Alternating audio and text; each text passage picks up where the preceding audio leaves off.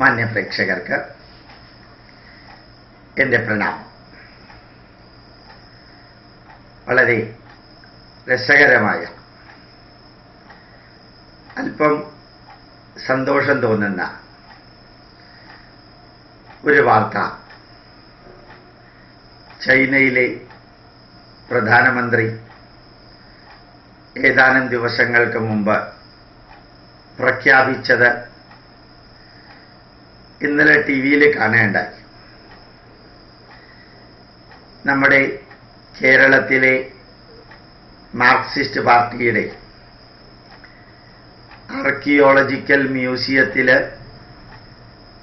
വയ്ക്കാൻ പാകത്തിന്, പുരാവസ്തു മ്യൂസിയത്തിൽ വയ്ക്കാൻ പാകത്തിന് വളർന്നുകൊണ്ടിരിക്കുന്ന കേരളത്തിലെ മാർക്സിസ്റ്റ് പാർട്ടിയുടെ പ്ലീനങ്ങളിലും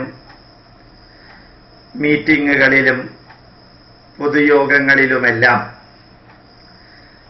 മുസ്ലിങ്ങൾക്ക് പ്രാർത്ഥിക്കാനായിട്ട് നിരീശ്വരവാദികളുടെ പാർട്ടിയായ മാർക്സിസ്റ്റ് പാർട്ടി വേണ്ട എല്ലാ സൗകര്യങ്ങളും ചെയ്തു കൊടുക്കുന്ന ആ പാർട്ടിയുടെ തലതൊട്ടപ്പന്മാർ ഭരിക്കുന്ന ചൈനയിലെ പ്രധാനമന്ത്രി ഏതാനും ദിവസങ്ങൾക്ക് മുൻപ് പറഞ്ഞത് വളരെ രസകരമായിരുന്നു. ചൈനയിൽ ഒരു മുസ്ലിമും റംസാൻ ദിവസങ്ങളിൽ പട്ടിണി കിടക്കുകയോ, പകൽ സമയത്ത് പട്ടിണി കിടക്കുകയോ, പട്ടിണി കിടക്കാൻ വേണ്ടി മറ്റുള്ളവരെ നിർബന്ധിക്കുകയോ, ഹോട്ടലുകളോ കടകളോ അടപ്പിക്കുകയോ ചെയ്താൽ അതിന് അതികഠിനമായ ശിക്ഷ നൽകുന്നതായിരിക്കും എന്നായിരുന്നു പ്രഖ്യാപനം. അത് അദ്ദേഹം നടത്തിയത് വളരെ രസകരമായ രീതിയിലായിരുന്നു. ലോകത്തിലെ എല്ലാ മുസ്ലിങ്ങളും റംസാൻ നൊയമ്പ്, റംസാൻ ആഘോഷിക്കുന്ന ദിവസത്തിൽ ചൈനയിലെ മുസ്ലിങ്ങൾക്ക് ആശംസകൾ അർപ്പിച്ചുകൊണ്ട് ഈ ഒരു കാര്യവും കൂടി ഓർമ്മിപ്പിക്കുന്നു എന്നാണ് അദ്ദേഹം പറഞ്ഞത്. അതൊരു വശം അവിടെ ഇരിക്കട്ടെ. മറ്റൊരു വശം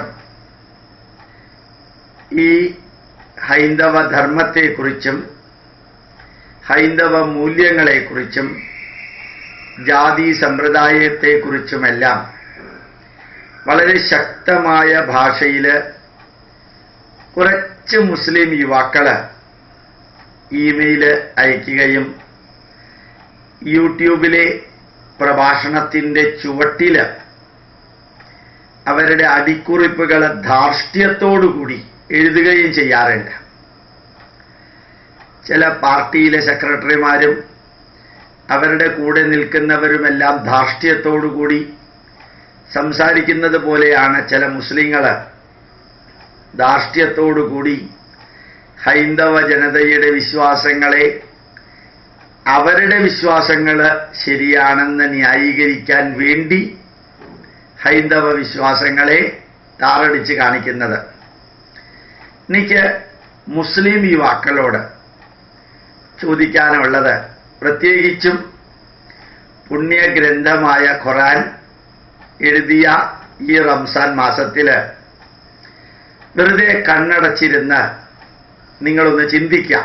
സൂര്യോദയത്തിന് മുമ്പ് ആയിരക്കണക്കിന് മൃഗങ്ങളെ കൊന്ന ഇറച്ചി തിന്ന് സൂര്യാസ്തമയത്തിന് ശേഷവും പാതിരാത്രിയും പാതിരാത്രി കഴിഞ്ഞും ഈ ഇറച്ചി തിന്ന് മൃഗത്തിൻ്റെ ചോരയും മാംസവും കഴിച്ച് മനുഷ്യത്വം മരവിച്ച ഒരു വിഭാഗം, എല്ലാവരുമല്ല, എല്ലാ മുസ്ലിങ്ങളുമല്ല, ചെറിയൊരു വിഭാഗം ഈ പ്രവാചകന്റെ പേരിലും പുണ്യഗ്രന്ഥത്തിന്റെ പേരിലും അള്ളാഹുവിന്റെ പേരിലും ലോകത്തിൽ ഏറ്റവും പെട്ടെന്ന് വളർന്നുകൊണ്ടിരിക്കുന്ന മതം എന്ന പേരിലുമെല്ലാം ധാർഷ്ട്യത്തോടുകൂടി അമിതാഭിമാനത്തിൻ്റെ വാക്കുകൾ എഴുതുകയും പറയുകയും പ്രസംഗിക്കുകയും കിടന്ന് വൈകുന്നേരങ്ങളിൽ മതപ്രസംഗത്തിൻ്റെ പേരിൽ അള്ളാഹുവിനെ പുകഴ്ത്തി പുകഴ്ത്തി അങ്ങ് ഉയരങ്ങളിലേക്ക് പോവുകയും പ്രവാചകനെയും പ്രവാചകന്റെ മരുമക്കളെയും എല്ലാം ആരാധിച്ച് മുമ്പോട്ട് പോവുകയും ചെയ്യുന്നവര് ഒന്ന് ഓർമ്മിച്ചു നോക്കാം, ചിന്തിച്ചു നോക്കാം. ഒരു വരി കൂടി പറഞ്ഞ് ഞാൻ ഇതിലേക്ക് തിരിച്ചു വരാം. പണ്ട് ഡോക്ടർ APJ അബ്ദുൽ കലാം പ്രസിഡന്റായിരുന്ന കാലത്ത് ഗ്രീസിൽ പോയിരുന്നു.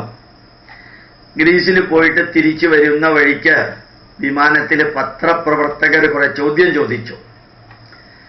ഈ ബോംബെയിലെ തീവ്രവാദി ആക്രമണത്തിൽ വധശിക്ഷയ്ക്ക് വിധിച്ച കുറെ വ്യക്തികളുടെ ദയാഹർജിയിൽ നിങ്ങൾ ഒപ്പിടുമോ എന്നുള്ളതിനെക്കുറിച്ച്, അവരെ കുറ്റവിമുക്തരാക്കണമെന്ന അപേക്ഷ പ്രസിഡന്റ് ഓഫ് ഇന്ത്യ ദയാഹർജിയായിട്ട് പരിഗണിക്കുമോ എന്ന. അതിന് ഡോക്ടർ APJ അബ്ദുൽ കലാം മറുപടി പറഞ്ഞത്, ഇന്ത്യയിൽ ഒരു ഭരണ സംവിധാനം ഉണ്ട്, അതനുസരിച്ചിട്ടായിരിക്കും എല്ലാ കാര്യങ്ങളും പോവുക. ഡോക്ടർ APJ അബ്ദുൽ കലാം ശരിക്കൊരു മുസ്ലിം തന്നെയാണ്, ഭാരതീയനായ മുസ്ലിം തന്നെയാണ്. നിസ്കരിക്കാറുണ്ട്, എല്ലായ്പ്പോഴും അല്ല. എനിക്ക് അദ്ദേഹത്തിന്റെ കൂട്ടത്തിൽ അനവധി മണിക്കൂറുകളോളം ഞങ്ങൾ രണ്ടുപേരും മാത്രമായിട്ട് കുറേ ദിവസങ്ങൾ അല്ല കുറേ മണിക്കൂറുകൾ ചെലവഴിക്കാൻ സാധിച്ചു. രാഷ്ട്രപതി ഭവനിൽ പോയിട്ടും അദ്ദേഹത്തിന് കുറെ പുസ്തകങ്ങൾ കൊടുക്കാൻ എനിക്ക് സാധിച്ചു.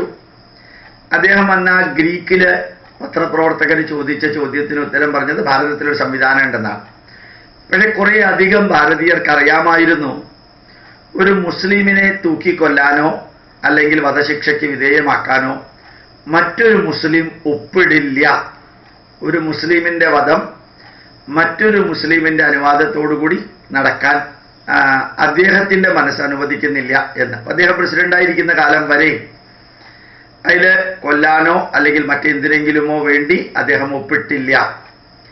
അങ്ങനെ ഒരു മുസ്ലിം വധിക്കരുത് എന്ന് മറ്റൊരു മുസ്ലിമിന് തോന്നുന്ന ആ ഖുറാനിലെ വരികളുടെ സന്ദേശമാണെന്ന് എനിക്ക് തോന്നുന്നു. നേരിട്ട് എനിക്ക് അറിഞ്ഞൂടാ. അങ്ങനെയുള്ള ഖുറാൻ എഴുതിയ ഈ കാലത്ത് ഇറാഖിൽ ഇപ്പൊ നടക്കുന്നത് എന്താണ്? ഇന്നലത്തെ പത്രത്തിൽ വായിച്ചു, 37,000 സൈന്യങ്ങളെ സൗദി അറേബ്യ 800 കിലോമീറ്ററുള്ള ബോർഡറിൽ വിന്യസിച്ചു എന്ന്. ബഹ്റിനും വിന്യസിച്ചു, അതുപോലെ കുവൈറ്റും വിന്യസിച്ചു. എല്ലാം ചുറ്റുപാട് മുസ്ലിം രാജ്യങ്ങളാണ്. ആ മുസ്ലിം രാജ്യങ്ങളിൽ ഇപ്പൊ നടക്കുന്നത് എന്താണ്? ഷിയായും സുന്നിയും തമ്മിലുള്ള ഒരേ പ്രവാചകന്റെ കുടുംബാംഗങ്ങളുടെ അനുയായികൾ തമ്മിൽ റംസാൻ മാസത്തില് കൊലയും കുള്ളിവെപ്പുമാണ് നടക്കുന്നത്. തീവ്രവാദത്തിന്റെ പരമകാഷ്ഠയാണ് നടക്കുന്നത്. അതൊരു പുണ്യഗ്രന്ഥം എഴുതിയ കാലത്ത് ഒരു മുസ്ലിമിനും ഒന്നും സംഭവിക്കരുതെന്ന് പറഞ്ഞ് പ്രാർത്ഥിക്കുകയും അബ്ദുൽ കലാമിനെ പോലെയുള്ളവർ പോലും ആ വധശിക്ഷയ്ക്ക് വിധിക്കുന്നവനെ വധശിക്ഷ നൽകണമെന്ന് പറഞ്ഞുകൊണ്ട് ഒപ്പിടുകയും ചെയ്യാത്ത ഒരു സമുദായം പരസ്പരം എത്ര സ്നേഹത്തോടു കൂടിയാ കഴിയുന്നത് എന്ന് വെറുതെ ഒന്ന് ചിന്തിക്കാം. നിങ്ങൾ യുവാക്കള് വെറുതെ ഒന്ന് ചിന്തിക്കാം. ഭാരതത്തിന്റെ ഏറ്റവും വലിയ ശാപം ജാതി സമ്പ്രദായമാണ് എന്ന് ചിലരെന്നോട് പറയാറുണ്ട്. ഞാനതിന് ഉത്തരവും കൊടുക്കാറില്ല. പക്ഷേ ഈ ഭാരതത്തിലെ വിവിധ ഭാഷകൾ, വിവിധ ആഹാരരീതി, വിവിധ പ്രാർത്ഥനാ സമ്പ്രദായം, വിവിധ ഗ്രന്ഥങ്ങള്, വിവിധമായ ഈശ്വരീയ ആരാധനാക്രമങ്ങള്, വിവിധ ഭക്ഷണ പദാർത്ഥങ്ങള്, വിവിധ തരത്തിലുള്ള ആഘോഷങ്ങള്, വിവിധ തരത്തിലുള്ള ഉത്സവങ്ങള് എല്ലാം വൈവിധ്യമാർന്നിട്ടും ഒരു ഹിന്ദുവും മതത്തിന്റെ പേരിൽ വേറൊരു ഹിന്ദുവിനെ കൊന്നിട്ടില്ല. ഒരു ഹിന്ദുവും താഴ്ന്ന ജാതിക്കാരന്റെ കഴുത്തറത്തിട്ടില്ല, വെടിവെച്ച് കൊന്നിട്ടില്ല. അല്ലെങ്കിൽ ജാതിയുടെയോ മതത്തിന്റെയോ പേരിൽ, യുദ്ധത്തിന്റെ പേരിൽ ഒരുപക്ഷെ പോർച്ചുഗീസുകാർക്കും ഫ്രഞ്ചുകാർക്കും ഇംഗ്ലീഷുകാർക്കും വേണ്ടി ഹിന്ദുക്കള് അവരുടെ ശമ്പളം കിട്ടാൻ വേണ്ടി ചെയ്തിട്ടുണ്ടാവും. അല്ലാതെ മതത്തിന്റെ പേരിൽ ചെയ്തിട്ടില്ല.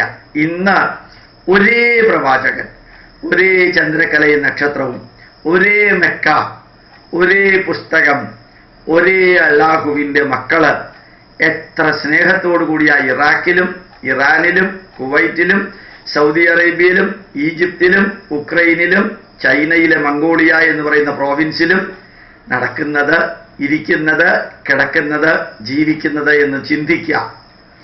ഏക ദൈവം, ഒറ്റ ദൈവമാണ് എല്ലാ പ്രശ്നത്തിനും പരിഹാരമെങ്കിൽ, ഏക ഗ്രന്ഥം ആണ് എല്ലാ പ്രശ്നത്തിനും പരിഹാരമെങ്കിൽ, ഏക തീർത്ഥാടന കേന്ദ്രം അതാണ് എല്ലാത്തിനും പരിഹാരമെങ്കിൽ, ഈ ഇടയ്ക്കിടയ്ക്ക് മാർക്സിസ്റ്റ് പാർട്ടിയുടെ ധാർഷ്ട്യത്തോടുകൂടി സംസാരിക്കുന്ന മുസ്ലിം യുവാക്കളെ നിങ്ങളൊന്ന് ചിന്തിക്കാം. ഇന്ന് ലോകത്തില് മറ്റുള്ളവരെ ഭയപ്പെടുന്ന ഒരു വിഭാഗം ജനതയുണ്ടെങ്കിൽ അത് ഏത് മതത്തിൽപ്പെട്ടവരാണെന്ന് വെറുതെ ചിന്തിക്കാം. കഴിഞ്ഞ 1.5 വർഷത്തെ പത്രങ്ങൾ, അത് മാതൃഭൂമിയായാലും മനോരമയായാലും, ഞാൻ തേജസ്സിനെ കുറിച്ചും അല്ലെങ്കിൽ മീഡിയ 1 ചാനലിനെ കുറിച്ചും ചന്ദ്രിക എന്ന പത്രത്തെക്കുറിച്ചും അല്ലെങ്കിൽ മാധ്യമത്തെക്കുറിച്ചും അല്ല പറയുന്നത്, അല്ലാത്ത മുസ്ലിങ്ങളുടെ ഇതല്ലാത്ത പത്രങ്ങൾ ഒന്ന് എടുത്ത് തുറന്ന് വായിച്ചു നോക്കുക. അണ്ടർവെയറിൽ സ്വർണം, ഉരുക്കി സ്വർണം, മിഴുങ്ങി സ്വർണം, അതുപോലെ പേനയായിട്ട് സ്വർണം, കമ്പ്യൂട്ടറിൻ്റെ CD ആയിട്ട് സ്വർണം, കമ്പ്യൂട്ടറിനകത്ത് സ്വർണം, അങ്ങനെ കിലോ കണക്കിന് സ്വർണം മിഡിൽ ഈസ്റ്റ് രാജ്യങ്ങളിൽ നിന്ന് കേരളത്തിൻ്റെയും കേരളത്തിന് തൊട്ടടുത്തുള്ള മംഗലാപുരത്തിൻ്റെയും അപ്പുറത്തുമുള്ള എയർപോർട്ടിൽ കള്ളക്കടത്തായിട്ട് കൊണ്ടുവരുന്നത് ഏത് മതത്തിൻ്റെ ആൾക്കാരാണെന്ന് വെറുതെ ചിന്തിക്കാം. ഒരു കാര്യം ഞാൻ വീണ്ടും വീണ്ടും വീണ്ടും പറയാൻ ആഗ്രഹിക്കുന്നു. ഒരു മതത്തിൽപ്പെട്ട എല്ലാവരും അപ്രകാരം ചെയ്യുന്നവരാണെന്നല്ല ഞാൻ ഉദ്ദേശിച്ചത്.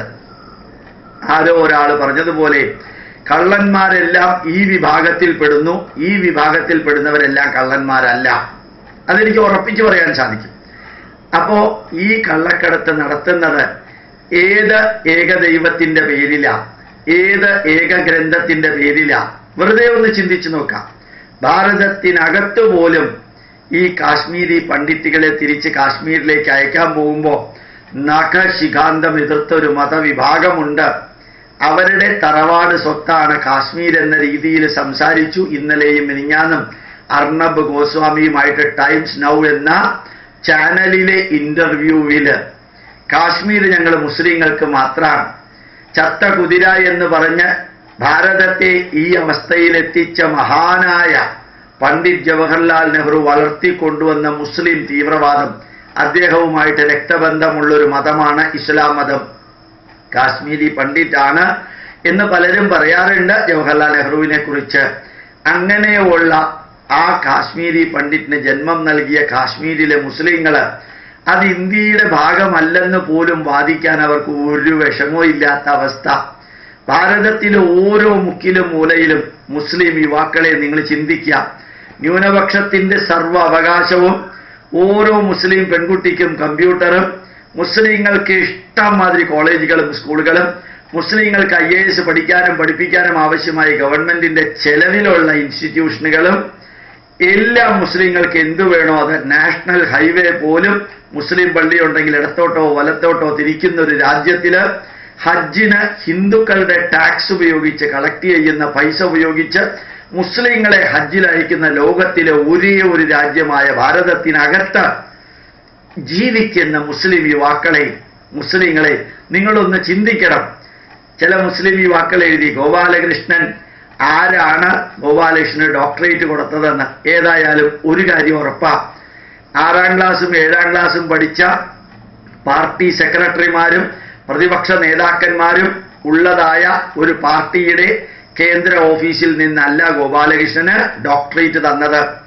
UGCയുടെ സ്പെഷ്യൽ നിയമപ്രകാരമാണ് ഡോക്ടർ ഓഫ് ലിറ്ററേച്ചറും ബയോകെമിസ്ട്രിയിൽ PhDയും തന്നത്. അത് നോർമൽ നിയമപ്രകാരം. പക്ഷേ ആ ചില മുസ്ലിങ്ങളുമായി ബന്ധപ്പെട്ട കാര്യങ്ങൾക്ക് ചില കമന്റുകൾ യൂട്യൂബിലൂടെ പറയുമ്പോൾ ഉത്തരം കിട്ടാതെ, ഉത്തരം പറയാൻ പറ്റാതെ മിഴിച്ചു നിൽക്കുമ്പോൾ സക്കീർ നായിക്ക് പറഞ്ഞതിനെ മുഴുവനും അതേപോലെ വിഴുങ്ങിക്കൊണ്ട്, MM അക്ബർ പറഞ്ഞതിനെ അതേപോലെ വിഴുങ്ങിക്കൊണ്ട് ഉത്തരം കിട്ടുമ്പോൾ കൊഞ്ഞനം കാണിക്കുന്നതിന് പകരം ഉത്തരം കിട്ടുമ്പോൾ താൻ ആദ്യം ഖുർആൻ ഒന്ന് പഠിച്ചിട്ട് വരാൻ വേണ്ടി വെല്ലുവിളിക്കുന്ന മുസ്ലിം യുവാക്കൾ യൂട്യൂബിൽ എഴുതാറുണ്ട്. അവരോട് പറയാണ്, ഈ ലോകത്തിലെ ഒരു വ്യക്തിക്കും ഇസ്ലാം എന്താണെന്ന് അറിയുന്നതിന് ഖുർആൻ പഠിക്കേണ്ട കാര്യമില്ല. ഇന്ന് ഈ റംസാൻ മാസത്തില്, വിശുദ്ധ മാസത്തില്, പുണ്യഗ്രന്ഥമായ ഖുർആൻ എഴുതിയ മാസത്തില് എന്താണ് ഈ മുസ്ലിങ്ങൾ ഷിയായും സുന്നിയും പരസ്പരം ചെയ്യുന്നത് എന്ന് അതിന് അതേ ബൈബിളിന്റെ പഴയ നിയമം അനുശാസിക്കുന്ന മുസ്ലിങ്ങളും അതേ പഴയ നിയമം ജീവിതത്തിൽ പകർത്തുന്ന ക്രിസ്ത്യാനികളും ആ ക്രിസ്ത്യാനികളുടെ രാജ്യമായ അമേരിക്കയിൽ നിന്ന് പട്ടാളക്കാർ ഇറാഖിൽ വന്നിട്ട് ചെയ്യുന്നത് എന്താണെന്ന് ഒന്ന് ചിന്തിക്കുക. പഴയ നിയമം ജൂതരുടെ നിയമമായ പഴയ നിയമം ബൈബിൾ ഉപയോഗിച്ച് ആദത്തിന്റെയും അവ്വയുടെയും സന്തതികൾ തമ്മിൽ എന്ത് ഗംഭീര സ്നേഹപ്രകടനമാണ് ഈദ് മുബാരക്കിലൂടെ കൊടുക്കുന്നത് എന്ന് നിങ്ങൾ ഒരിക്കലെങ്കിലും ചിന്തിക്കണം. ഭാരതത്തിലെ ഹൈന്ദവ ജനതയ്ക്ക് നേരെ വിരൽ ചൂണ്ടുന്ന ക്രിസ്ത്യാനികളും മുസ്ലിങ്ങളും ഒന്ന്, ക്രിസ്ത്യാനികൾ ഇൻക്വിസിഷനിലൂടെ ചെയ്തു കൂട്ടിയ മഹാപാപത്തിന്റെ 20 മില്യൺ ജനങ്ങളെ കൊന്നതിന്റെ സന്തോഷം അവരാഘോഷിക്കുന്നു മതപരിവർത്തനത്തിലൂടെ. ഇവിടെ ഇന്നും ചാവാനും കൊല്ലാനും കറാച്ചി എയർപോർട്ട് കയറി കയ്യേറിയിട്ട് ഒരു മുസ്ലിങ്ങൾ മാത്രമുള്ള രാജ്യത്തിൽ മുസ്ലിങ്ങൾ ചെയ്തു കൂട്ടുന്നത് കൂടി മതത്തിന്റെ മഹത്വത്തെക്കുറിച്ച് മറ്റുള്ളവർ അറിയാൻ വേണ്ടി പ്രവർത്തിക്കുകയും പ്രസംഗിക്കുകയും മതപരിവർത്തനം ചെയ്യുന്നവരുമായ മുസ്ലിം യുവാക്കളും അതേപോലെ ക്രിസ്ത്യൻ യുവാക്കളും ഒന്ന് ചിന്തിക്കണം. ഞാൻ ഇന്നും പറയാറുണ്ട്, കുമാരനാശാൻ പറയുന്നത് പോലെ മാറ്റുവിൻ ചട്ടങ്ങളെ എന്നുള്ളത് അനുശാസിക്കാൻ നിങ്ങൾക്ക് സമയമായി. ഏതായാലും അള്ളാഹു പറഞ്ഞിട്ടല്ല ഇറാഖില് വിഭവസമൃദ്ധമായ സദ്യ വിളമ്പുന്നത്, അള്ളാഹു പറഞ്ഞിട്ടല്ല ഈ സൗദി അറേബ്യക്കാര് ഏതാണ്ട് 38,000 പട്ടാളക്കാരെ ബോർഡറിൽ നിർത്തിയത് അപ്പുറത്തെ മുസ്ലിങ്ങൾ ഇപ്പുറത്ത് വന്ന് ഇവിടെ സദ്യ കൊടുക്കാൻ അല്ല, ഇവിടേക്ക് കയറാതിരിക്കാനാണ്. ഓരോ ഇറാഖിന്റെ റോഡുകളും കാണുമ്പോൾ മിസൈലുകളും വണ്ടികളും വാഹനങ്ങളും തോക്കുകളും ഭീകരരുടെ മുഖവും കാണുന്ന ആ അവസ്ഥ കാണുമ്പോൾ ഖുർആൻ പഠിച്ചിട്ട് വേണോ ഇസ്ലാമിന്റെ മുഖം വ്യക്തമായിട്ട് അറിയാൻ എന്ന് ചോദിക്കുന്നവരോടെല്ലാം ഈ സക്കീർ നായിക്കിന് ഒന്ന് ഇറാഖിൽ ചെന്നിട്ട് സമാധാനം ഉണ്ടാക്കിക്കൂടെ? ഏകദൈവ വിശ്വാസം, ഏക പ്രവാചക സന്തതി പരമ്പരകള്, ഒരേ ആദത്തിന്റെയും അവയുടെയും പരിണാമത്തിലൂടെ ഉണ്ടാവാത്ത മക്കള് പരസ്പരം കലഹിക്കുമ്പോൾ അല്ലാഹു എന്തേ നേരെ വന്ന് ഒന്നും ചെയ്യാത്തത്? വേണ്ട എന്ന് വിചാരിച്ചിട്ടാ, അല്ല കുറെ എണ്ണം കുറയട്ടെ എന്ന് വിചാരിച്ചിട്ടാ? വെറുതെ ഇരിക്കുമ്പോൾ ചിന്തിക്കുക. ഗോപാലേഷൻ പറഞ്ഞത് എടുക്കണ്ട.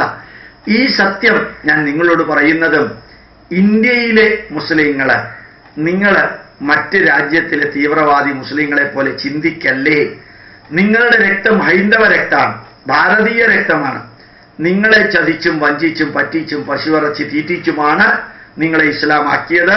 ഖുറാനിലെ മഹത്വം പഠിപ്പിച്ചിട്ടല്ല.